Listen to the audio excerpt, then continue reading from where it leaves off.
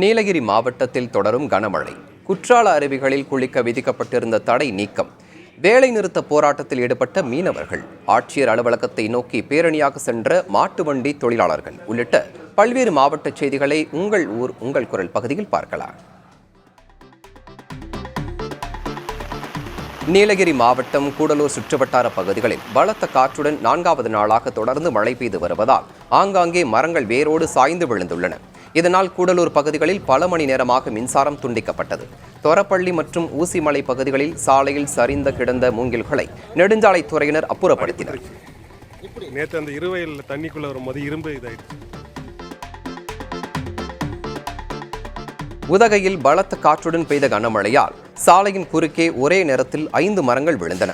இந்த மரங்கள் விழும்போது அவ்வழியாக சென்ற வாகனம் சிக்கியது. நல்வாய்ப்பாக வாகனத்தில் சென்ற 2 உயிர் தப்பினர். இந்த பகுதியில் காற்றின் தாக்கம் அதிகம் இருப்பதால் வாகனங்களை கவனமுடன் இயக்க வனத்துறையினர் அறிவுறுத்தியுள்ளனர். நீலகிரி மாவட்டத்தில் தொடர்ந்து பெய்து வரும் கனமழையால் பாதுகாப்பு கருதி மலை ரயில் ரத்து செய்யப்பட்டுள்ளது. உதகை பர்ன்ஹில் பகுதியில் பெரிய மரம் ஒன்று தண்டவாளத்தில் விழுந்துள்ளது. அதேபோல் ஆங்காங்கே சிறிய அளவில் மண் சரிவு ஏற்பட்டுள்ளதால் மலை ரயில் ரத்து செய்யப்பட்டுள்ளது. மீண்டும் எப்போது மலை ரயில் சேவை தொடங்கும் என்பது குறித்து பின்னர் அறிவிக்கப்படும் என ரயில்வே நிர்வாகம் தெரிவித்துள்ளது. நாகை மாவட்டம் ஆறுகாட்டுத்துறை நாட்டுப்படகு மற்றும் விசைப்படகு மீனவர்கள் 300க்கும் மேற்பட்ட படகுகளை கரையில் நிறுத்தி 2வது நாளாக வேலை நிறுத்த போராட்டத்தில் ஈடுபட்டனர். நாட்டுப்படகு மீனவர்களின் வலைகளை சேதப்படுத்துவதை கண்டித்து போராட்டத்தில் ஈடுபட்ட அவர்கள் மீன்வளத்துறை அதிகாரிகள் நடவடிக்கை எடுக்க வலியுறுத்தியுள்ளனர்.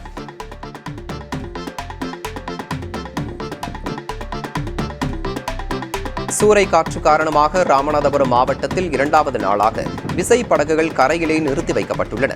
தெற்கு மன்னார் வளைகுடா மற்றும் வங்கக்கடலில் 65 கிலோமீட்டர் வேகத்தில் காற்று வீசக்கூடும் என எச்சரிக்கை விடுக்கப்பட்டுள்ளதால் ராமேஸ்வரம், தேவிப்பட்டினம் உள்ளிட்ட துறைமுகங்களில் இருந்து மீன்பிடிக்க செல்லும் மீனவர்களுக்கு அனுமதி சீட்டு ரத்து செய்யப்பட்டுள்ளது. 2வது நாளாக தொடரும் மீன்பிடி தடையால் மீன்பிடி தொழிலாளர்கள் பாதிக்கப்பட்டுள்ளனர்.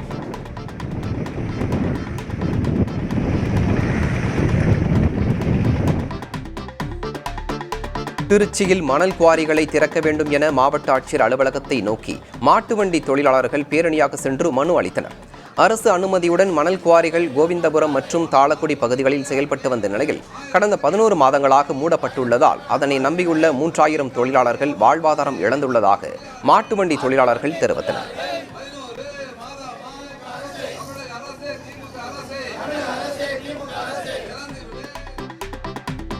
விழுப்புரம் மாவட்டம் உதியத்தூரில் உள்ள அரசு உதவி பெறும் பள்ளியில் காலை சிற்றுண்டி திட்டத்தை உயர்கல்வித்துறை அமைச்சர் பொன்முடி தொடங்கி வைத்தார். மாணவ மாணவிகளுக்கு உணவு பரிமாறிய பொன்முடி அவர்களுடன் அமர்ந்து உணவருந்தினார். அப்போது அருகில் அமர்ந்திருந்த சிறுமி பொன்முடிக்கு உணவு ஊட்டினார்.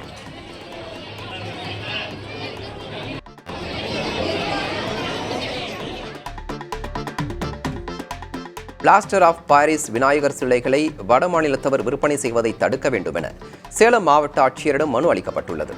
செப்டம்பர் 7ஆம் தேதி விநாயகர் சதுர்த்தி கொண்டாடப்பட உள்ள நிலையில் சேலத்தில் விநாயகர் சிலையை தயாரிப்பவர்கள் சிலைகளோடு ஊர்வலமாக சென்று மாவட்ட ஆட்சியரிடம் மனு அளித்தனர்.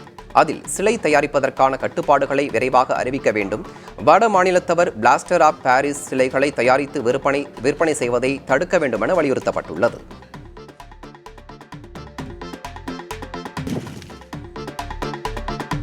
கள்ளக்குறிச்சி அருகே கள்ளச்சாராய வழக்கில் கைதான பெண் சாராய வியாபாரி மீது தடுப்பு காவல் சட்டம் பாய்ந்துள்ளது. அலம்பலம் கிராமத்தைச் சேர்ந்த கீதா என்பவர் பல ஆண்டுகளாக கள்ளச்சாராய விற்பனையில் ஈடுபட்டு வந்துள்ளார். இதனால் சில நாட்களுக்கு முன்பு அவர் கைது செய்யப்பட்ட நிலையில் அவரை தடுப்பு காவல் சட்டத்தில் கைது செய்ய மாவட்ட ஆட்சியர் ஆணையிட்டார். அதன்படி கைது செய்யப்பட்ட கீதா வேலூர் பெண்கள் தனி சிறையில் அடைக்கப்பட்டார். சேலம் மாவட்டம் ஓமலூர் பேருந்து நிலையம் மற்றும் காய்கறி சந்தை பகுதிகள் திறந்தவெளி மதுக்கடையாக மாறியுள்ளதாக குற்றச்சாட்டு எழுந்துள்ளது. பேருந்து நிலைய வளாகத்தில் 2 மதுக்கடைகள் இயங்கி வருகின்றன. மதியம் 12 மணி முதல் இரவு 10 மணி வரை மதுக்கடைகள் இயங்கும் நிலையில் நாளொன்றுக்கு 1000க்கும் மேற்பட்டோர் மது வாங்கி செல்கின்றனர். இந்நிலையில் பேருந்து நிலைய வளாகத்திலேயே சிலர் மது அருந்துவதால் பேருந்து பயணிகள் மற்றும் பொதுமக்கள் அச்சமடைந்துள்ளனர். இதுகுறித்து விளக்கம் அளித்த பேரூராட்சி அதிகாரிகள் பேருந்து நிலைய வளாகத்தில் மது அருந்துபவர்களை விரட்டி அடிக்க நடவடிக்கை எடுக்கப்படும் என்றனர். மேலும் காவல்துறை அதிகாரிகள் நடவடிக்கை எடுப்பதாக தெரிவித்துள்ளனர். திருவாரூர் மாவட்டம் மன்னார்குடியில் சிறுவனை நாய்கள் துரத்திச் செல்லும் வீடியோ காட்சி அச்சத்தை ஏற்படுத்தியுள்ளது. மன்னார்குடி ஒற்றை தெரு பகுதியில் நேற்று இரவு சாலையில் நடந்து சென்ற சிறுவனை திடீரென 5க்கும் மேற்பட்ட நாய்கள் துரத்தி சென்று கடிக்க முயன்றுள்ளன. சிறுவன் அலறல் சத்தம் கேட்டு அருகில் இருந்த நபர் அச்சிறுவனை காப்பாற்றும் சிசிடிவி காட்சி தற்போது வெளியாகியுள்ளது. இதனைத் தொடர்ந்து நகராட்சி நிர்வாகம் நாய்களை பிடித்து சென்று கருத்தடை செய்ய வேண்டும் என அப்பகுதி மக்கள் வலியுறுத்தியுள்ளனர்.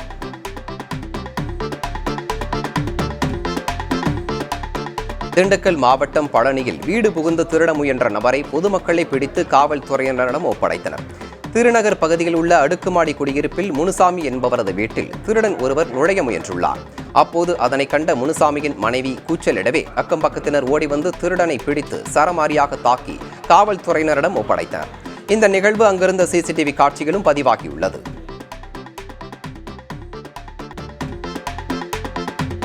திருப்பத்தூர் மாவட்டம் வாணியம்பாடி அருகே தமிழக அரசால் தடை செய்யப்பட்ட போதைப் பொருட்களை விற்பனை செய்த 4 கடைகளின் உரிமம் ரத்து செய்யப்பட்டது. மேலும் 4 கடைகளுக்கும் மொத்தமாக 1 லட்சம் ரூபாய் அபராதம் விதிக்கப்பட்டது. ஆலங்காயம், வள்ளிப்பட்டு, வெள்ளக்குட்டை உள்ளிட்ட கிராம மற்றும் நகர பகுதிகளில் வட்டார வளர்ச்சி அலுவலர் பிரேம்குமார் மற்றும் உணவு பாதுகாப்புத்துறை அதிகாரி இளங்கோ ஆகியோர் ஆய்வு செய்தனர்.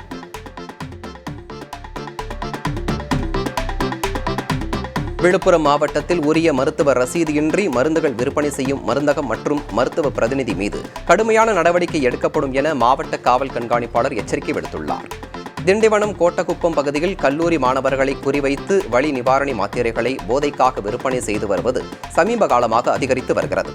இதனை தடுக்க காவல்துறையினர் தீவிர கண்காணிப்பில் ஈடுபட்டு வந்தனர். இதையடுத்து 2023 முதல் 24 வரை வலி நிவாரணி மாத்திரை விற்பனையில் ஈடுபட்ட 27 பேரை கைது செய்து அவர்களிடமிருந்து வலி நிவாரணி மாத்திரைகள் பறிமுதல் செய்யப்பட்டன.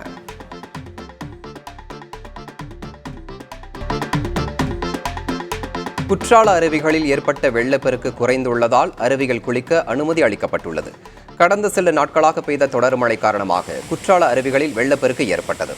இதனால் மெயின் அருவி, ஐந்தருவி, பழைய குற்றால அருவி ஆகிய அருவிகளில் பாதுகாப்பு கருதி பொதுமக்கள் குளிக்க தடை விதிக்கப்பட்டது.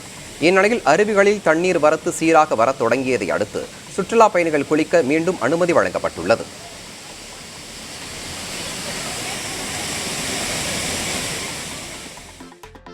தேனி மாவட்டம் பெரியகுளம் கும்பக்கரை அருவியில் சுத்திகரிக்கப்பட்ட குடிநீர் வழங்கும் இயந்திரம் பழுதடைந்துள்ளதால் சுற்றுலா பயணிகள் அவதிக்குள்ளாகி வருகின்றனர். கும்பக்கரை அருவி பகுதியில் உள்ள சுத்திகரிக்கப்பட்ட குடிநீர் வழங்கும் இயந்திரம் கடந்த 3 மாதங்களாக பழுதடைந்துள்ளது. இதனால் சுற்றுலா பயணிகள் அவதிக்குள்ளாகி வருகின்றனர். இதுகுறித்து தேவதானப்பட்டி வனச்சரக வனத்துறை அதிகாரியிடம் கேட்டபோது விரைவில் பழுது சரி செய்யப்படும் என கூறினார். சேலம் மாவட்டம் நரசிங்கபுரம் அருகே மேல்நிலை நீர்த்தேக்க தொட்டியின் குழாய் உடைந்து தண்ணீர் வீணாகி வருகிறது. அதனை சீரமைக்க பொதுமக்கள் கோரிக்கை வைத்துள்ளனர்.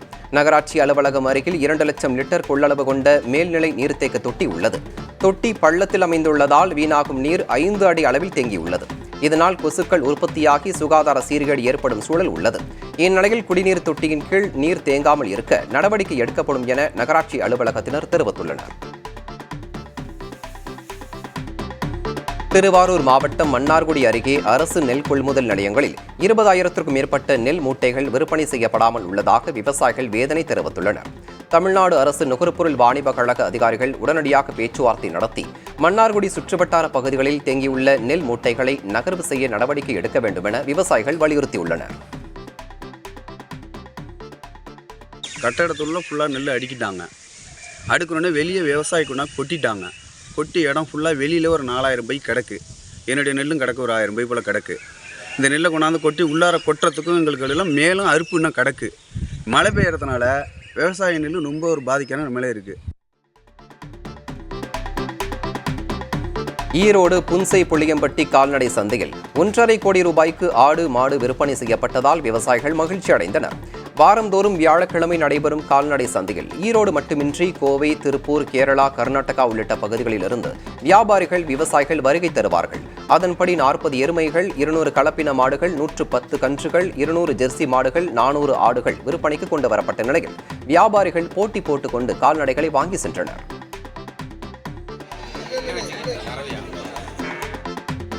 திருச்சி மாவட்டம் லால்குடி அருகே பூவாளூர் புறவழிச்சாலையில் வேகத்தடை அமைக்க பொதுமக்கள் வலியுறுத்தியுள்ளனர். லால்குடியிலிருந்து அரியலூர், தஞ்சை, திருச்சி உள்ளிட்ட பகுதிகளுக்கு பூவாளூர் புறவழிச்சாலையை கடந்துதான் செல்ல வேண்டும். அங்கு வேகத்தடை இல்லாததால் விபத்து ஏற்படும் சூழல் உள்ளது. இந்நிலையில் 1 மாதத்திற்குள் வேகத்தடை அமைக்கப்படும் என நெடுஞ்சாலை உதவி பொறியாளர் ஜெயலட்சுமி தெரிவித்துள்ளார்.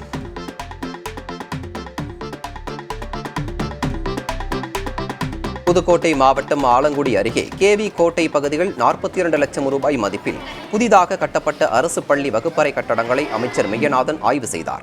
அப்போது கட்டடம் விரிசலுடன் இருந்ததை கண்ட அவர் சம்பந்தப்பட்ட பொறியாளர் மற்றும் ஒப்பந்ததாரரை அழைத்து கட்டடத்தை முறையாக மீண்டும் சீரமைக்க உத்தரவிட்டார்.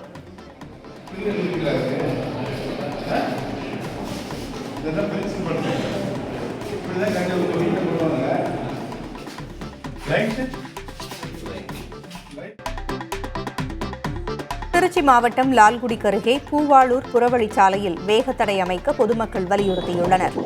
லால்குடியிலிருந்து அரியலூர், தஞ்சை, திருச்சி உள்ளிட்ட பகுதிகளுக்கு பூவாளூர் புறவழிச்சாலையை கடந்துதான் செல்ல வேண்டும்.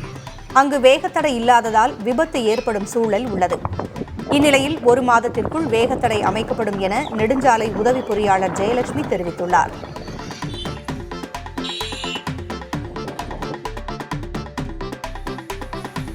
சேலம் மாவட்டம் ஓமலூர் அரசு மருத்துவமனை மற்றும் நெடுஞ்சாலைத்துறை அலுவலகத்தில் உள்ள பட்டுப்போன புளிய மரங்களால் ஆம்புலன்ஸ்கள் சென்று வர முடியாத சூழல் ஏற்பட்டுள்ளது.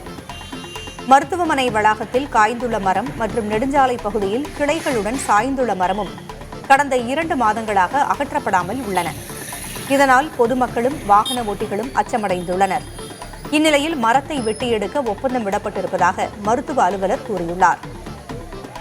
நெடுஞ்சாலையில் உள்ள மரத்தை அகற்ற அனுமதி கோரியுள்ளதாக அதிகாரிகள் தெரிவித்துள்ளனர்.